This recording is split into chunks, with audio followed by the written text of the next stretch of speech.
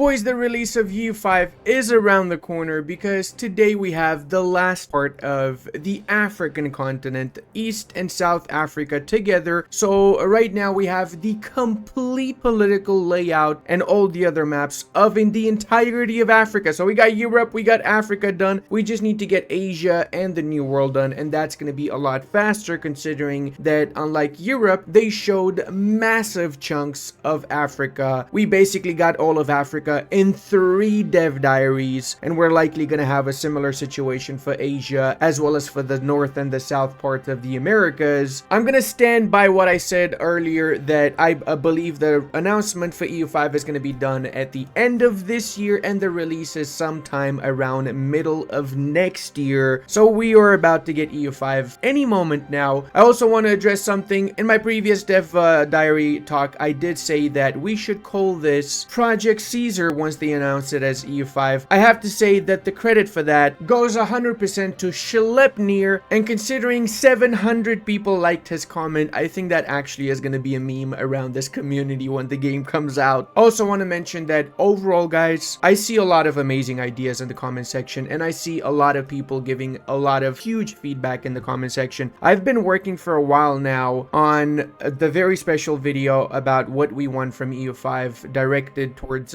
Paradox itself. I almost finished it. I've actually redone that video like 6 times now because things change. The more dev diaries get released, the more information we have, the more things get changed. So I think I'm gonna do the final and complete draft of that once we have the announcement for EU5 actually out, or maybe a little bit before that, depends, because then my video is gonna be a little bit more accurate on what people actually want from EU5. Maybe I should do it earlier actually, because that would Paradox a chance of redoing stuff if they're going down a path that the community doesn't want, right? I'm actually curious what you guys think. Should I just release it as it stands right now with the information we have, or should I just wait a little bit longer? Now, before I get into the actual dev diary for East and South Africa, big shout out also to Yum77, who took the time to patch together all the dev diaries, and he created the entire map of Africa, the political map of Africa, as well as parts of the Arabian Peninsula as we know them right now. Of course, this is subject to change. It's not the final version, but it is the version that Paradox is going with right now, and this is actually super detailed. I recommend you guys give this man an upvote on the Reddit. I'll make sure I'll link the Reddit in the description below as well, since he definitely took some time to make this happen. I mean, check this out. This actually is insanely detailed. I'm scrolling like crazy through this. Every single bit it matches perfectly. My man really took his time. So let's take a bit of a gander here. Starting from the north, we've got the Arab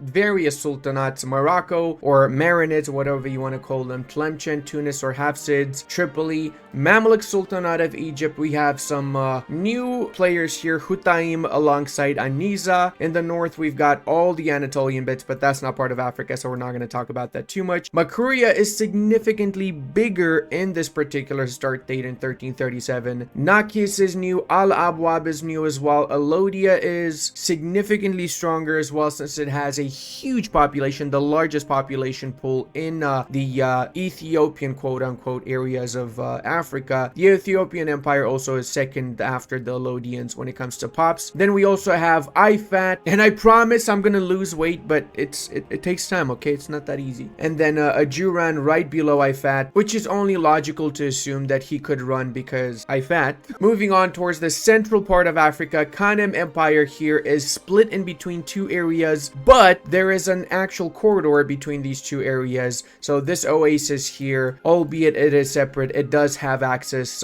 with the rest of the Sahel areas of Africa. There's a lot of new nations like Gobir, Dau, Zamfara, Kebi, Rano, Borgu, Mamprugu, and so on in West Africa proper. No more Dahomey. Instead, we've got Mamprugu, I guess would be Dahomey, or Dagbon, or just none of them. I guess they would be uncolonized at the start of the campaign. Guirico is pretty important here too, alongside Mali, which is at the height of its imperial power. This is during the period of Mansa Musa, so you can expect the Mali Empire to be one of the contenders for the greatest superpowers in the campaign if they play their cards right. They do have a pretty significant divide between the Muslims and the followers of the various local traditions and religions, better yet, but it does have significant amounts of gold mines. I think when we counted it in its own dev diary, it had like 13 gold mines, which is actually pretty insane. That's pretty much on par with the Ethiopians. Like around Ethiopia itself, there's like 10 to 13 gold mines too. Mogadishu is pretty much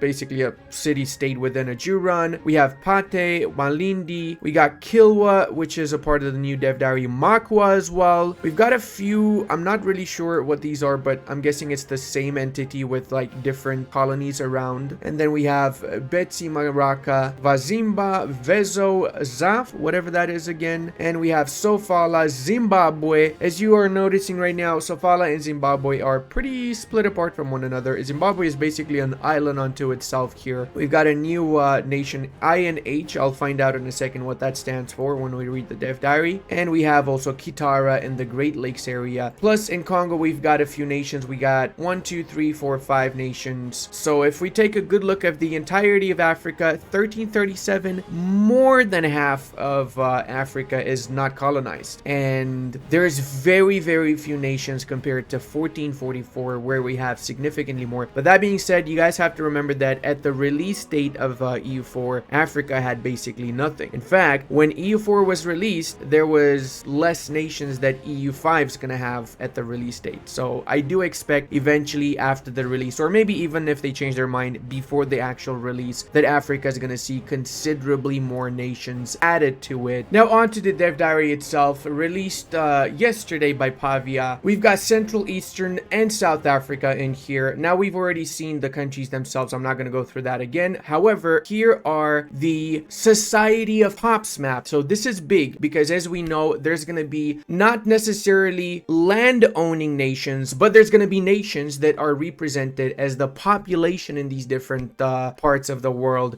which don't have the technology to basically claim land onto themselves. And these are the ones. So I said earlier that there's not many countries in Africa at the start. However, there's a lot of not land-owning countries in Africa. So we got the Kuba people, Lega, Luba, Lunda people, Chakwi people, Obiwadumbi people, and even the Soyo people at the coast over here of Congo. Now, if we go into the south, we got a lot more around Zimbabwe. So we have Zimbabwe as a centralized nation because that does make sense. It was in 1337, Zimbabwe was, or Great Zimbabwe, whatever you want to call it, was a centralized kingdom, the most powerful in the region. But there were other peoples or tribes or whatever you want to call them that were not necessarily as centralized to be depicted as a settled nation, but they were around. So that's what Paradox is doing here by showing them as Society of Hops type of country. These are the Tonga people, Nambia, Sena people, Manika people, Kalanga, Venda, Tsonga, Nguni, Soto, Tsawata, and Xhosa. I think I might have pronounced Xhosa wrong. I'm not sure, but I know that these are some of the major people in South Africa, of course. These are, as of now, the only peoples represented in Africa, South and Central Africa for that matter. Pavia says there are hubs of countries in today's maps, approximately one per region. In Central Africa, we have the polities of Mazamba, Mabamba, etc., led by Mazamba Congo, who would historically unite and create the Kingdom of Congo. So that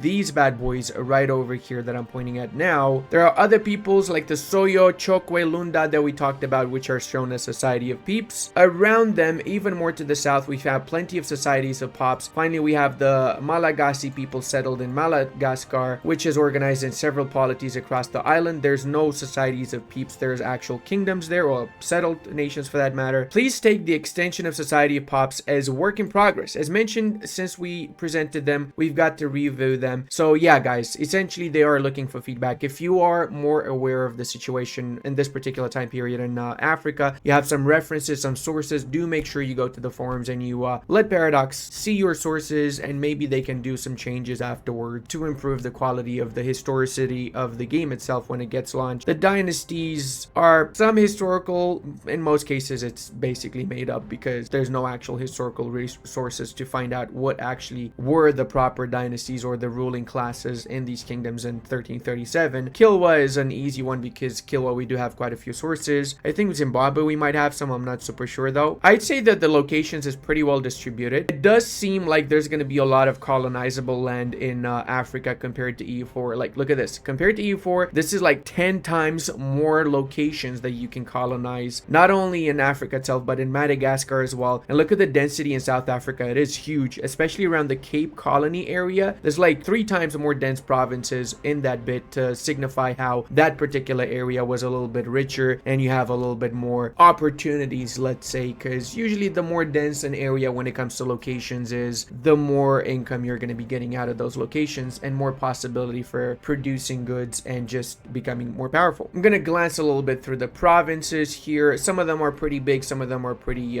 small. These are the provinces in Madagascar, which surprisingly has quite a few of them actually. And these are the areas. We have the East African bit, which is the East African Sea for that matter, which is pretty big. And we have Zambezi, Save. In South Africa, we've got basically 4 major regions, and then as we progress into the north, it's pretty well divided amongst each other. Terrain is pretty diverse actually. We've got tropical, subtropical, continental, arid, cold arid, even oceanic at the bottom part here. And then topographic layout is pretty interesting too. We've got a lot of mountains in the north around the Ugandan bits, plateaus and hills, and then in the south again we have some mountains as well as plateaus and hills, and a lot of flatlands, which means that if you play your cards right as the Africans, or if you colonize Africa, you can get a lot of resources and a lot of potential growth out of these particular regions. Mostly forested, or there's jungles in the central part as you would expect, since it is based off of the climate of these regions, of course. Sparse and desert around the Namibian desert bits, as well as parts of South Africa. Natural harbors, there's surprisingly quite a few of them, especially in South Africa and Namibia. We got 1, 2, 3, 4, 5, 6, 7, 8, 9, 10, 11, 12, 13 good ones. And South Africa itself has 200% harbors right next to each other around the Cape Colony area. Cultures wise, it is insane. It is actually insane. The amount of cultures there are here is just huge. I mean, huge with a capital H, my boys. It is freaking insane. I'm not going to claim like I know much about the cultures in Africa in 1337. I don't think Paradox knows either, for that matter. I think this is just the best that they could do, since, again, there's not many actual historical sources for this. We just have to guess, because most of the people in these areas did not have any sort of written form that they left behind. So, yeah. End of the day, they're doing the best they can, and I personally think they're doing a really good job with the distribution of the various cultures in Africa. Pavia says that we have a very detailed cultural diversity we present here, I think especially in the Congolese region. Please do note that we still have to do some work regarding cultural minorities, which explains the monolithic nature of the image. Religions, everything is animist, but